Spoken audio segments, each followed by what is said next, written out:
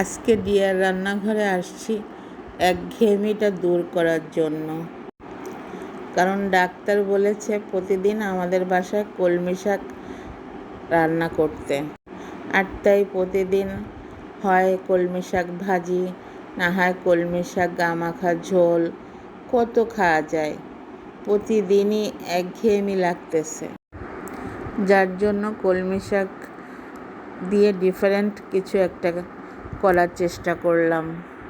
আসসালামু আলাইকুম, সবাইকে জানাই আন্তরিক অভিনন্দন ও ভালোবাসা। প্লিজ লাইক দিয়ে সবাই ভিডিওটি দেখা শুরু করবেন। আর যারা আজকে নতুন দেখছেন তাদেরকে অনুরোধ করছি একটা সাবস্ক্রাইব করে পাশের বেল ঘন্টিটা বাজিয়ে দিবেন। এবার আমি মূল পর্বে চলে যাচ্ছি। প্রথমে একটা কড়াইতে তেল দিয়ে তেল গরম হলে তার ভিতরে অল্প কিছু রসুন দিয়ে দিয়েছি। রসুনটা যখন লাল লাল হয়ে ভাজা হয়ে আসছে তখন তার ভিতরে পেঁয়াজ আর কাঁচা ঝাল দিয়ে একটু ভাজা করে নিচ্ছি। আমি আজকে বুটের ডাল দিয়ে কলমি শাক ভুনাও বলতে পারেন, ভাজাও বলতে পারেন, যেটাই বলেন না কেন, জাস্ট ডাল দিয়ে শাক করব, তবে ঝোল করব না, শুকনা শুকনা করব। ঝাল পেঁয়াজ রসুন এর ভিতরে আমি 1 চামচ লবণ দিয়ে দিলাম। শাকের রেসিপি যেহেতু, যার জন্য আমি এই শাকের ভিতরে কোনো আদা দিব না, খালি জিরা আর রসুন দিব ডালের জন্য। সামান্য কিছু বুটের ডাল আমি 1 ঘন্টা ভিজিয়ে রেখে অল্প একটু সিদ্ধ করে নিয়েছি। পেঁয়াজ ভাজাটা হয়ে যাচ্ছে, এখন আমি অল্প কিছু পানি দিয়ে এর সাথে এক এক করে মশলা অ্যাড করে দিব।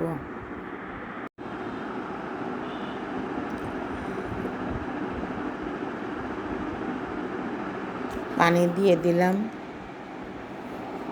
সামান্য পানি, যাতে মশলাটা কষানো যায় ভালোভাবে, ততটুকুই পানি দিলাম। এবার 1 চামচ হলুদ, হাফ চা চামচ ঝাল গুঁড়া, 1 চা চামচ জিরা বাটা। কাঁচা ঝাল দিয়েছি বিধায় শুকনো ঝাল কম দিব। আর শাকের ভিতরে শুকনো ঝালের প্রয়োজন হয় না, শুধু ডালের জন্য শুকনো ঝালের সামান্য গুঁড়াটা দিলাম। এবার মশলাটা ভালো করে কষিয়ে নিতে হবে।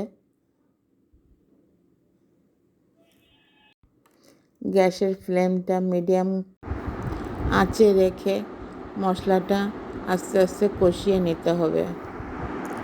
এভাবে যখন মশলাটা কষে আসবে তখন ওই হালকা সিদ্ধ করা ডালটা পানিসহ দিয়ে দিতে হবে এই মশলার ভিতরে। তারপরে মশলার সাথে আস্তে আস্তে করে সিদ্ধ করে নিতে হবে। যেহেতু ডালটা পুরো সিদ্ধ না, একটু চেক করে দেখে নিতে হবে যে ডালটা সিদ্ধ হলো কি না।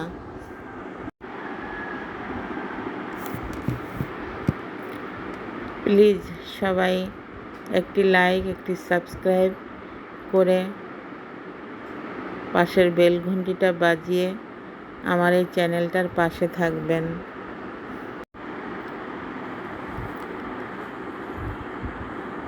দেখুন আমার মশলাটা ভালোভাবে কষে আসছে, তেলটা অনেকটা ছেড়ে দিয়েছে।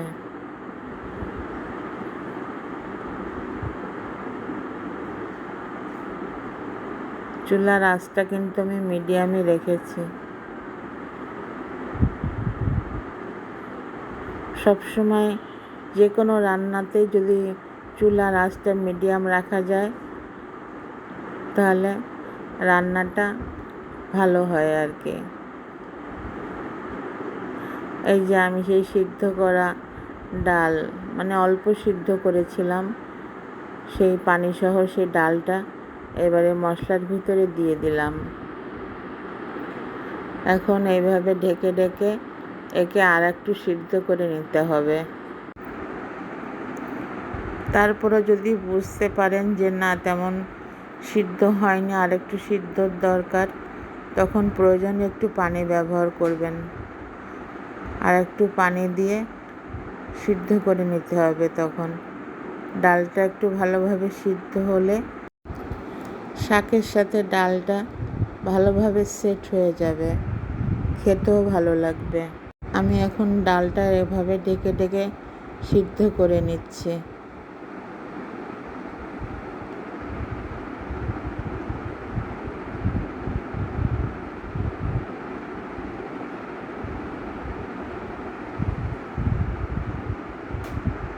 এই যে এবার চেক করে দেখে নিচ্ছি ডালটা সিদ্ধ হয়েছে কিনা। আমার কাছে মনে হচ্ছে একটু কম সিদ্ধ হয়েছে, যার জন্য আমি আর একটু পানি দিয়ে আবার ঢেকে দিয়ে সিদ্ধ করে নেব। ডালটা ভালোভাবে সিদ্ধ হয়ে গিয়েছে। এখন আমি এর ভিতরে শাক দিয়ে দিব, কলমি শাক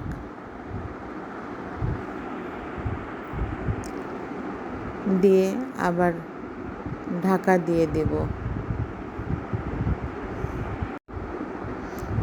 এই যে শাকটা দিয়ে দিচ্ছি, দেওয়ার পরে আমি উল্টাবো না, ঢাকা দিয়ে দেব। যখন ওই পিঠ সিদ্ধ হয়ে যাবে তখন এই যে এবার উল্টিয়ে নিচের পিঠ উপরে দিয়ে দিচ্ছি। এইভাবে আস্তে আস্তে শাক আর ডাল ঢেকে ঢেকে রান্না করে নিতে হবে। একঘেয়েমি তো দূর করার জন্য আমার এই প্রচেষ্টা। দেখুন শাকের পানি বের হয়েছিল আর ডালে অল্প কিছু পানি ছিল, প্রায় হয়ে গিয়েছে। এখন আমি কয়টা কাঁচা ঝাল দিয়ে দিচ্ছি ওর ভিতরে। যদি কারো প্রয়োজন হয় কাঁচা ঝাল ডলে নেবে ভাতের সাথে।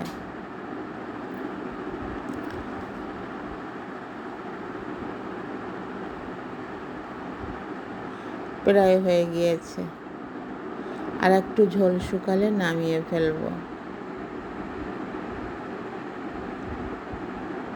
ডাল আর শাক দেখুন খুব সুন্দরভাবে মিশে গিয়েছে, দুটোই ভালোভাবে সিদ্ধ হয়ে গিয়েছে।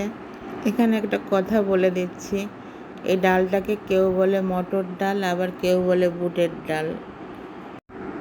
আমার শাক রান্না হয়ে গিয়েছে, আমি পাত্রে ঢেলে নিয়েছি আর একটু পেঁয়াজ কেটে উপরে ছড়িয়ে ডেকোরেশন করে নিয়েছি।